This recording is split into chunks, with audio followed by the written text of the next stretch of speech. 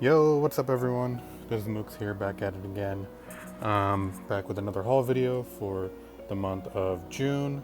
Not a long list of things, but yeah, just wanted to show some stuff off, so let's get right into it. So first of all, this was actually a pretty hard to find item. The Simpsons Season 3.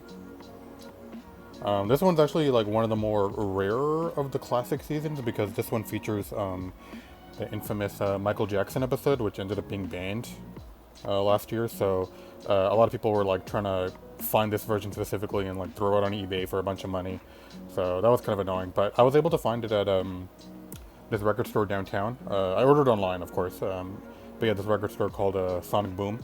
So yeah, it was only like 13 bucks. So I'm very happy to have that. Steadily building my Simpsons collection. Right now I just need season 6 and 9, so hopefully we can get that too. Next up, ooh, this might be one of my white whales, as you might say.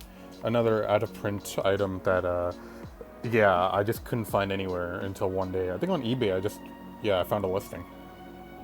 The Benchwarmers on Blu-ray. A sealed copy too. I already watched this, obviously. That's why it's open, but yeah, this was a hard one to watch, to find because obviously it's like a, I wouldn't say underrated, but just like a underappreciated movie. But yeah, really happy to have this.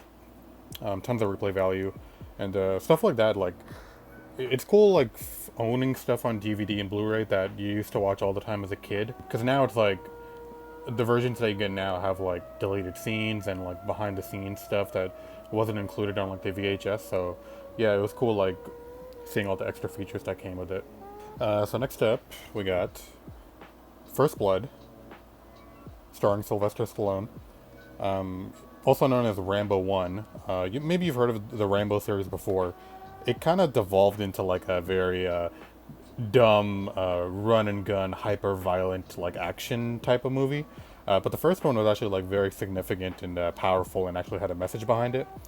To put it real quickly, it's basically about this Vietnam War veteran who just comes back from the war. He arrives in America and he's going on like a little journey, back to his hometown. And he's going through a town and ends up getting into like an argument with a police chief who doesn't know who he is or anything. So next thing you know, like he becomes a victim of like police brutality basically. And then after that, like he ends up escaping and then like wages an all-out war against the police department of this little town. And because he's like a Green Beret, havoc ensues. So definitely a really cool movie, and also it has a cool anti-war message behind it too. So yeah, I definitely recommend it if you got a chance to check it out. Oh, next up, also another favorite of mine, O.J. Simpson Made in America, produced by ESPN Films, part of their 30 for 30 brand.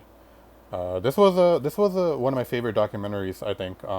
Not just for the fact that like what makes this documentary so good is that it's not just like a basic cut and dry story of how O.J. Simpson got away with murder. Like that's like every other true crime movie, but this movie is like the first half of it is basically like telling you like the entire history of race relations in America between the cops and African Americans. So like they explain like the Rodney King beatings and like all these like famous instances of just like police brutality and just the way like African Americans were marginalized, and how that all led up, culminated into the O.J. Simpson trial, and how all that history ended up influencing this really controversial decision where he got off for murder. So yeah, it was a really cool watch, not just for the fact of O.J. Simpson, but also like it was basically like a history lesson of America. So really, really cool watch. It's long as hell. It's like 6 episodes, each like 45 minutes. But man,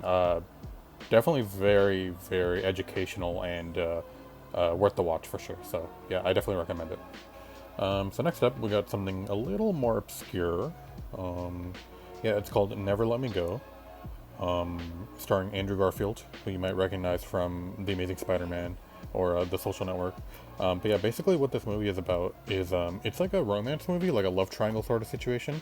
But the interesting part is that it takes place in a dystopian future where humans have figured out how to engineer human clones, right, for the purpose of organ harvesting.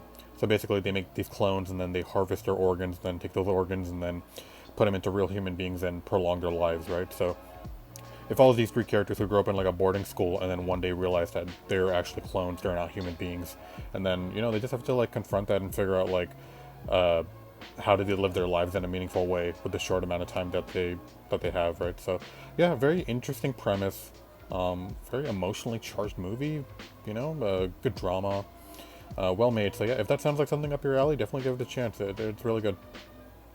Next up, we've got a very simple movie, which is not nearly as complicated.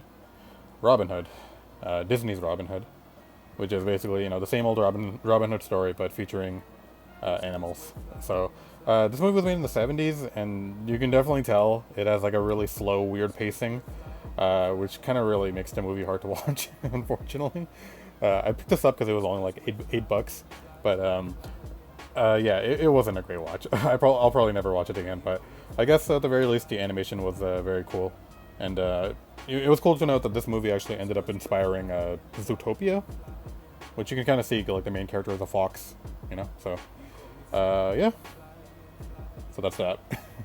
Next up, another childhood classic of mine, Rugrats in Paris, the movie. This is another one I had on VHS as a kid, the famous orange tapes that the Rugrats movies were released on. And yeah, this movie held up amazingly well. Just because like the heavier subject matter, like Chucky's quest to find a mom, because his mom died when he was a kid or something like that. Yeah, so this movie was actually like really, really good. It had a great soundtrack, great animation, just a great story overall. So yeah, I definitely recommend it. Like one of those underrated classics. Definitely check this out if you can.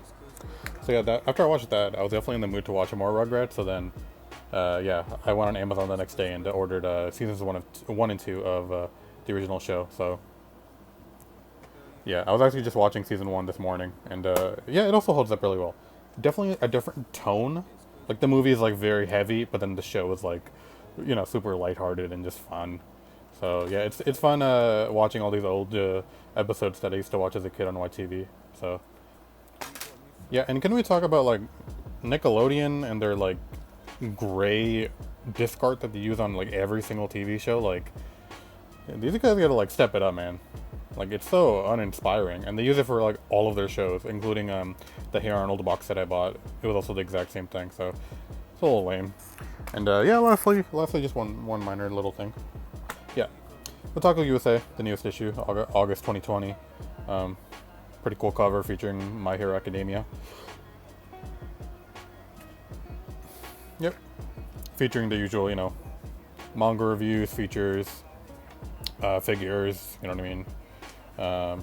Just all the cool geek culture, cosplay. So, yeah, I'm having a fun time collecting these. But yeah, thanks for watching. Hopefully catch you next time. See you then. Peace.